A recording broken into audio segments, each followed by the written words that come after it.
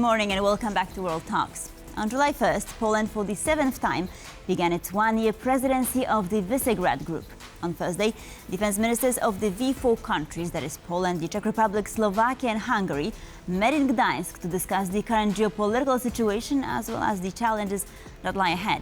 We have here with us Pavel Havlíček, research fellow at the Association for International Affairs, and Ján Michalčák, political scientist, international security expert, to take a closer look at that very meeting. Good morning, sirs. Delighted to have you with us. Good morning. Good morning. Just before we start our discussions, let's have a look at a report that TVP World has prepared. This is how Polish soldiers saluted the four countries' chiefs of defense. The top military officers got together in the Gdynia Naval Port Command, north of Poland. The meeting revolved around military development plans and logistical challenges, especially in the context of the EU and NATO alliances. The talks were followed by joint naval drills of the V4 countries' special units. It's very important the drills highlight not only our capabilities, but also our readiness to react very quickly. We live in very dangerous times. Our preparedness must not only be tested, but also demonstrated. This is what these types of exercises are for. But the political unity doesn't appear to be attainable. The biggest bone of contention between the V4 countries remains the issue of Ukraine. While Slovakia and Hungary continue to receive the pipeline imports of Russian gas and oil, the two countries remain skeptical about further assistance for the war-torn country, as well as its admission into NATO.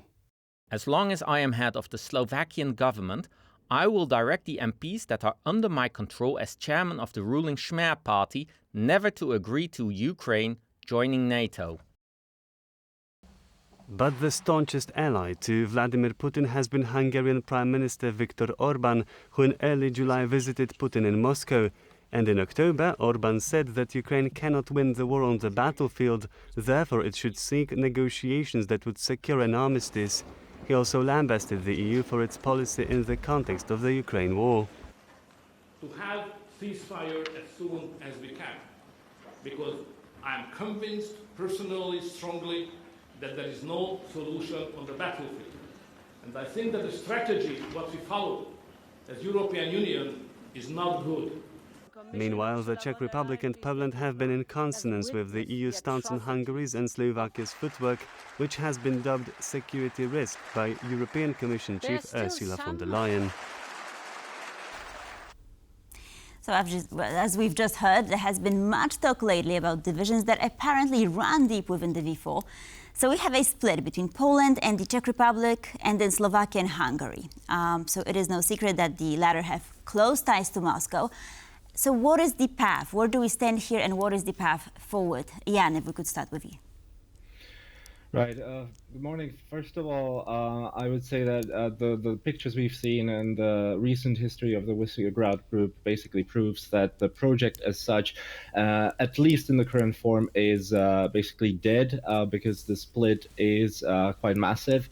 Let's face it, the issue of Ukraine and its support is the biggest issue that the Visegrád Group and I would say even the European Union faces. So if the four member countries of the Visegrád Group cannot agree on such an issue and on the approach, there is not much tying the four countries together still. But for some reason, the countries are still not willing to formally abandon the Visegrád Group project. But we've seen that Czechia and Poland have much stronger ties now in terms of the way forward on Ukraine and Slovakia and Hungary.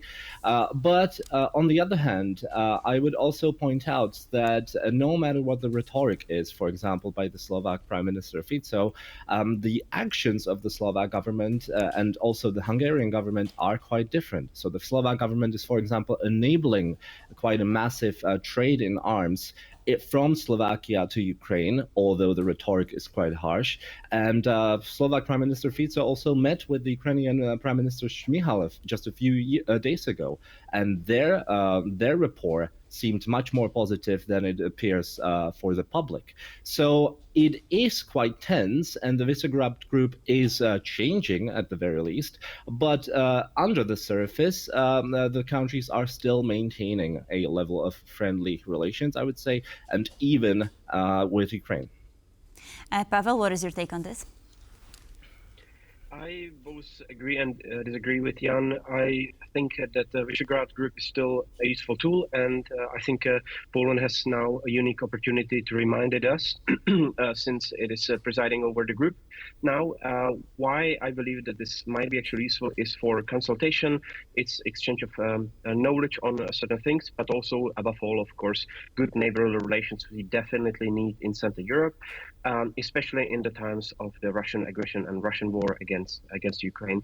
So here again, the meeting in Gdańsk and Gdynia actually reminded us that there is need for this kind of coordination. Of course, we do have these fundamental disagreements, as Jan pointed out, and this meeting is just following after bilateral meetings of Czech and Polish government. That is again illustrating that this is 2 + 2 or 2 versus 1 and 1, maybe, if we decide to differentiate more between the Slovak and Hungarian position, that I would very much agree as well, since the level of pragmatism of people like Robert Fico is definitely outstanding, I would say. So here I would say that definitely there is a need to keep Visegrád cooperation in place. This is not only a historical, symbolical grouping and a means of consultation among each other in the Central Europe context, but also it can have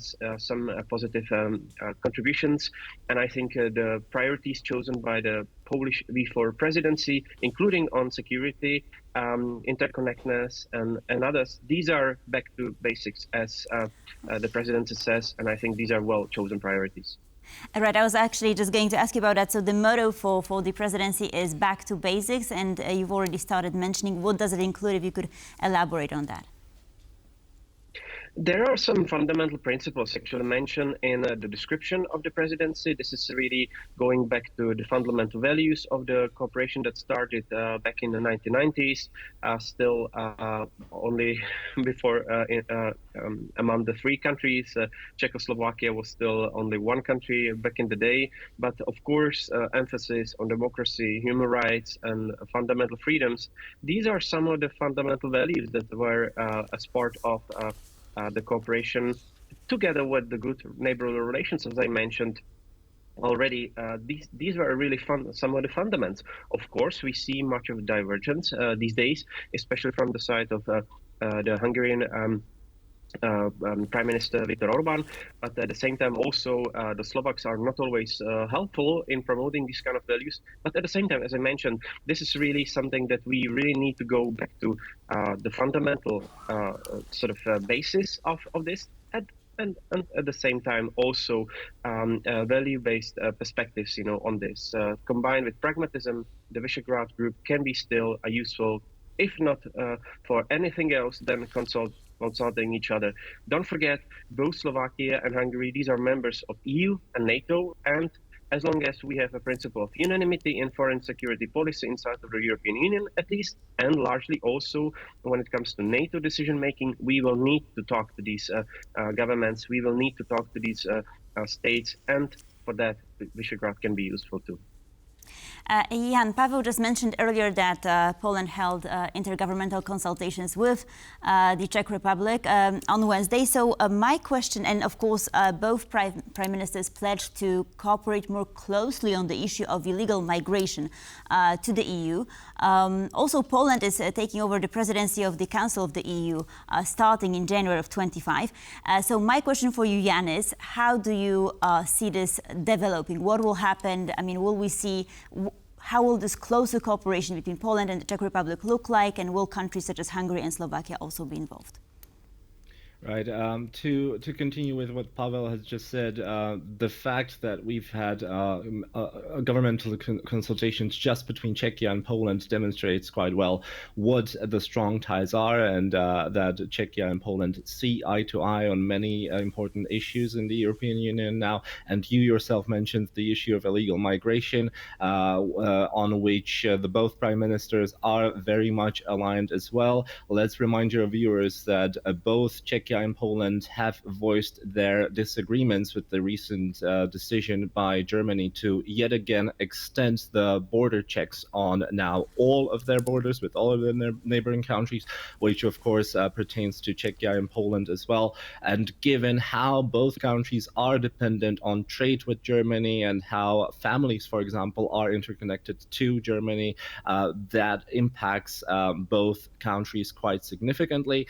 So both prime ministers agreed on that as well, and on the way forward on illegal migration in general.